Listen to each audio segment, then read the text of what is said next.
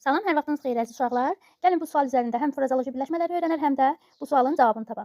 Demək ki, frazoloji birləşmələr nədir? Söz birləşməsi iki və daha artıq sözün məna və qrammatik cəhətdən birləşməsinə deyilir və iki yerə bölünür. Sərbəst söz birləşmələri, sabit söz birləşmələri. Sabit söz birləşmələri frazoloji birləşmələrdir. Frazoloji birləşmələr bütövlükdə bir leksik mənayı bildirən söz birləşmələrdir.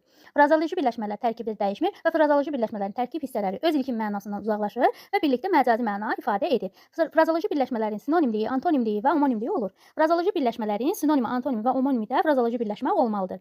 Və frazoloji birləşmələr bütövlükdə cümlənin bir üzvü olur və frazoloji birləşmələr dildə hazır şəkildə olur. Frazoloji birləşmələri bir sözlə də ifadə etmək olur. Məsələn, qulaq asmaq, dinləmək. Gəlin bu suala baxaq. Hansı cümlədə altına xətt çəkilmiş birləşmə frazoloji birləşmədir? Bizdə frazoloji birləşmə istəyir. Gəlin baxaq A variantına. Bu söhbətdən gözüm su içmirdi.